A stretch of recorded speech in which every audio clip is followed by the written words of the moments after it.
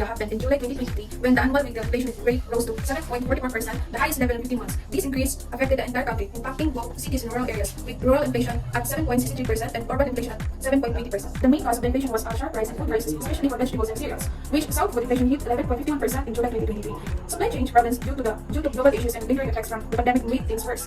While energy prices had stabilized compared to 2022, changes in global oil prices still added to the effect. July 2023, India's retail inflation rate reached 7.44%, up from 4.87% in June 2023. Food inflation alone jumped to 11.31%, significantly affecting the overall rate. Despite these challenges, India's economy continued to grow, but the budget deficit was over 9% of GDP, showing economic stress during this time. Inflation in India impacts both demand and supply. When prices rise, people buy less and focus on essentials. Higher interest rates make loans easier, reducing spending. On the supply side, increased costs for materials and labor can force businesses to cut production or raise prices. This uncertainty may defer investment, and workers may demand higher wages, lending to even higher prices. Inflation can also disrupt supply chains, causing delays and shortages.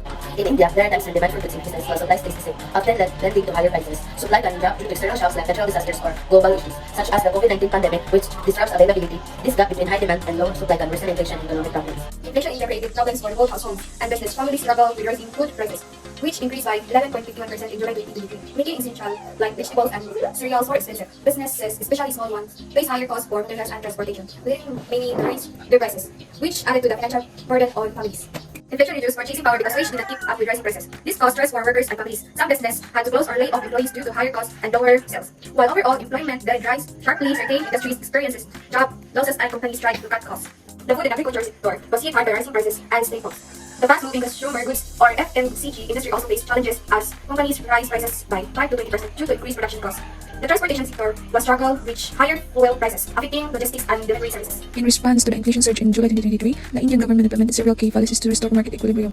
The Reserve Bank of India, or RBI, decided to maintain its policy interest rate at 6.5% to manage inflation while supporting economic growth. Additionally, the government increased spending on food and fertilizer subsidies to help lower input costs for farmers and ensure that food prices remain affordable for consumers. The government's measures to control inflation were mostly short-term solutions. The RBI's interest rates hikes helped quickly lower inflation, with rates dropping to 5.4% in FY 2024. Temporary subsidized and expert banks provided immediate relief by reducing food and supply costs, but didn't fix deeper issues like weak supply chains or reliance on import. The government policies had mixed results. The RBI's interest rate hikes helped lower inflation from 7.44% in July 2023 to 3.54% by July 2024, showing that rising interest rates was effective in stabilizing prices, increasing subsidies for food and fertilizer, along with stopping export or cereals and sugar helped provide immediate relief by boosting local supply and lowering costs of poor families. I think the government's response to inflation in India was effective in the short term because it helped bring inflation down from 7.44% in July 2023 to 3.51% by July 2024. Keeping the interest rate at 6.5% was a good move because it controlled inflation without hurting the economy too much. The food and fertilizer subsidies also helped farmers and made food more affordable for people, which was important during this time.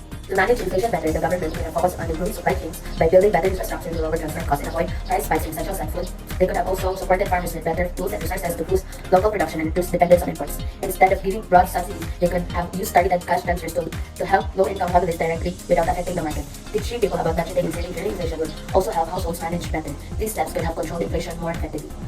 Our group believes that inflation can be managed better in the future by focusing on long-term solutions. The government should invest in improving agriculture and food supply chains to prevent sudden price spikes. The RBI should carefully adjust interest rates to balance inflation control with economic growth. Instead of relying on subsidies and export plans, the government could boost domestic production and reduce import dependence. Educating people about saving and investing during inflation can also help households manage their